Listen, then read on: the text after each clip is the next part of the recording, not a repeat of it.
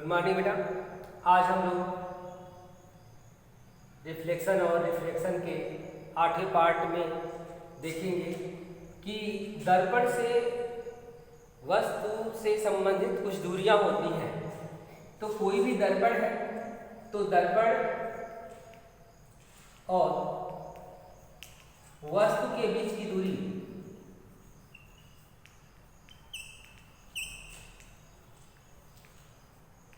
दूरी को हम स्मॉल यू से लिखते हैं। दर्पण और प्रतिबिंब के बीच की दूरी स्मॉल वी से लिखते हैं। तो ये कुछ दूरियां हैं। फोकस दूरी को आप जानते हैं, दर्पण और फोकस के बीच की दूरी को फोकस दूरी कहते हैं, स्मॉल एफ कहते हैं। और वक्रता के ध्रुव से बीच की दूरी को वक्रता त्रिज्या कहते हैं। सभी दूरियां हम कहाँ से नापते हैं? ध्रुव से नापते हैं। तो एक बात ध्यान देंगे कि इन दूरियों को धनात्मक कब होती, कब दूरियां ऋणात्मक होती हैं।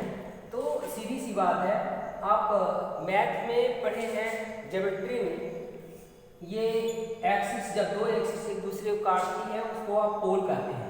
जैसे इसमें पोल होता है, जिसे मूल बिंदु आप कहते हैं। तो मूल बिंदु से आप जब राइट साइड जाते हैं तो उस दूरी को आप सभी दूरियों को क्या कहते हैं? प्लस कहते हैं। सभी दूरियां प्लस होती है राइट साइड में। आप लेफ्ट साइड में आते हैं तो उसको क्या कहते हैं? माइनस कहते हैं। तो वैसे ही दर्पण में ये चाहे उत्तल हो या अवतल हो, कोई भी दर्पण हो, ये ध्रुव हो गया। तो ध्रुव से आप राइट साइड की दूरियां सभी नापते हैं तो वो सभी क्या होंगे? धनात्मक होंगे। और ध्रुव से लेफ्ट साइड की सभी दूरियां ऋणात्मक होती हैं। और ऊपर धनात्मक, नीचे ऋणात्मक, अर्थात सीधा है वस्तु या प्रतिबिंब सीधा है तो धनात्मक, उल्टा है तो ऋणात्मक। इस प्रकार से हम दूरियों के चिन्हों का निवारण करते हैं। अब हम बात करते हैं फोकस दूरी।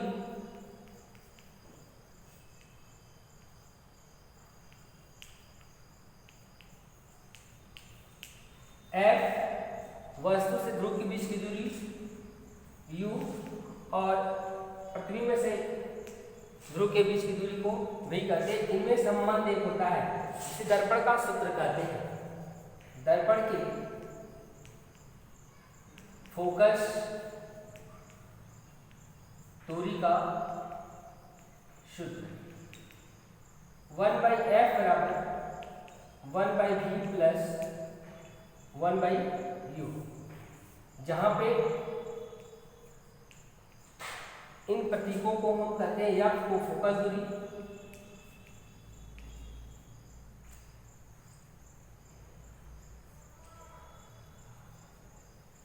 u को ध्रुव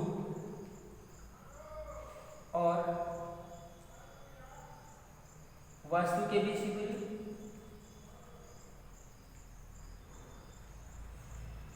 V को हम कहते हैं ध्रुव और प्रतिबिंब के बीच की दूरी।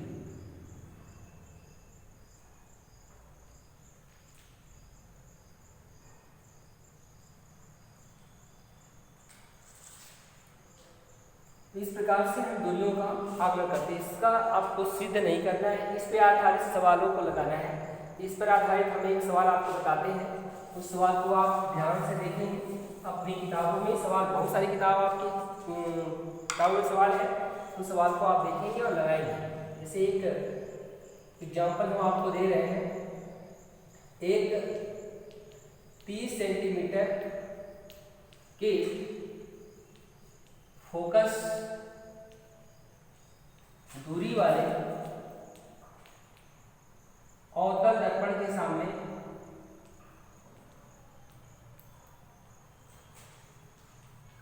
सामने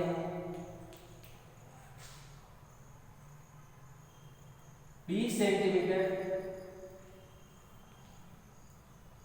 दूरी पर रखी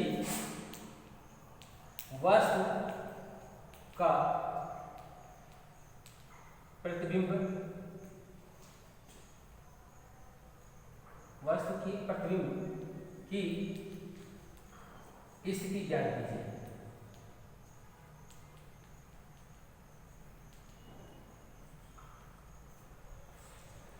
एक छोटी सी सवाल है, इसी प्रकार से बहुत सारे सवाल हो सकते हैं। इससे पहले देखते हैं कि क्या दिया है। यह एक 30 सेंटीमीटर फोकस दूरी, ध्यान दें ये 30 सेंटीमीटर क्या दिया है, फोकस दूरी। क्या दिया है बेटा, फोकस दूरी। तो ये सोल्यूशन हो गया। फोकस दूरी को दिखाते हैं स्मॉल एफ से। किसे दिखाते हैं, स्मॉल एफ से। अब फोकस दूरी कितना दिया, 30 सेंटीमीटर तो लिख दिया मैंने, लेकिन इसका चिन्ह क्या होगा, धनात्मक होगा या ऋणात्मक होगा। तो ये कौन सा चिन्ह है, ये कौन सा दर्पण है, अवतल दर्पण। कौन सा दर्पण है, अवतल दर्पण। हम बता दें आपको कि अवतल, आपको याद होना चाहिए अवतल दर्पण है तो इसका फोकस दूरी जब भी होगा वह दर्पण के सामने होगा, अर्थात लेफ्ट साइड होगा, और लेफ्ट साइड में होगा तो चिन्ह माइनस होगा। उत्तल में राइट साइड होता है फोकस, इसलिए वो चिन्ह क्या होगा, प्लस होगा। तो अवतल में फोकस दूरी किसमें होगी, माइनस में होगी। और दर्पण के सामने 20 सेंटीमीटर दूरी पर रखी वस्तु और दर्पण के बीच की दूरी को हम u से दिखाते हैं। किसे दिखाते हैं, u से दिखाते हैं। और u आपको याद होना चाहिए कि हमेशा क्या होता है, माइनस होता है। क्या होता है बेटा, माइनस होता है। u हमेशा माइनस होता है, चाहे वो कोई भी दर्पण हो।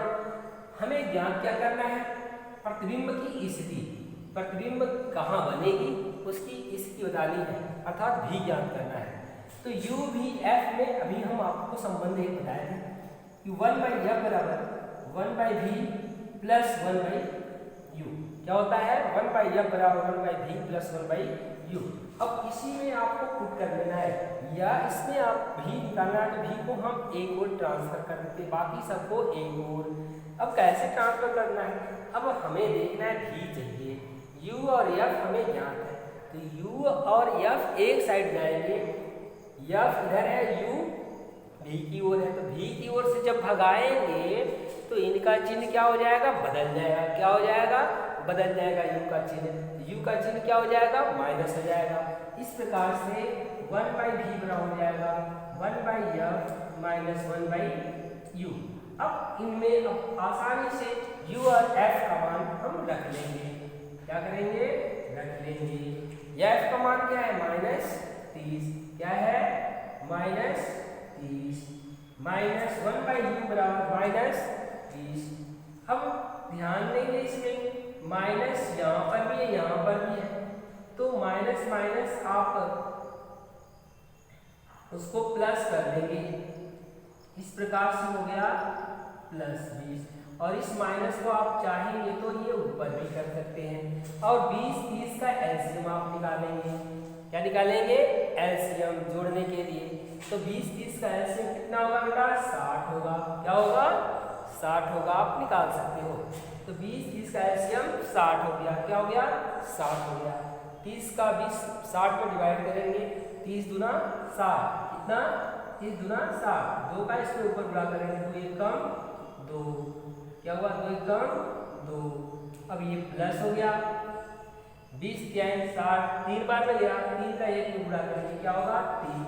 अब देखिए 2 माइनस है, 3 प्लस है, तो इस प्रकार से आप देखेंगे एक माइनस है और एक प्लस है, तो प्लस माइनस आपस में घट जाते हैं। क्या होते हैं, घट जाते हैं। तो 3 में से 2 घट जाएगा, 1 प्लस में आएगा बटे 7। अब हमें चाहिए v का मान, तो v बराबर कितना हो गया, 60 सेंटीमीटर।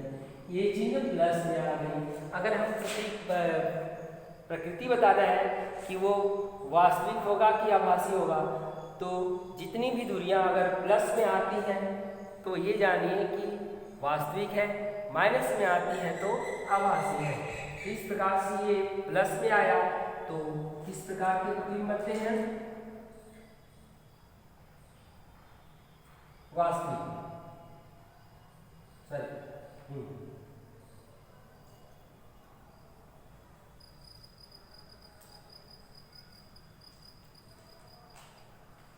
इस प्रकार से आप सवालों को लगा लेते हैं।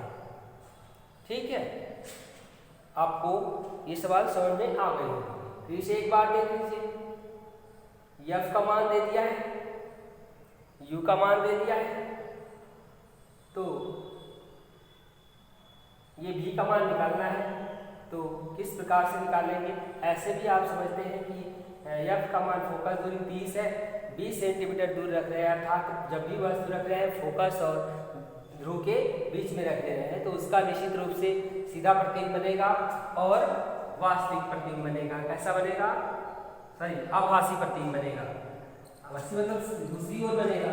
इस प्रकार से आप कह सकते हैं सीधा और आभासी प्रतिबिंब बनेगा। तो इस तरह से बहुत सारी सवालें हैं, आप ऐसे सवालों को लगा सकते हैं। तो आप सवालों को लगाइए और उसमें जो सवाल नहीं आते हैं कमेंट में आप पूछ सकते हैं। और आप इसी तरह से सब चैनल को सब्सक्राइब करते रहिए, लाइक करते रहिए और शेयर करते रहिए। धन्यवाद, खुश रहिए।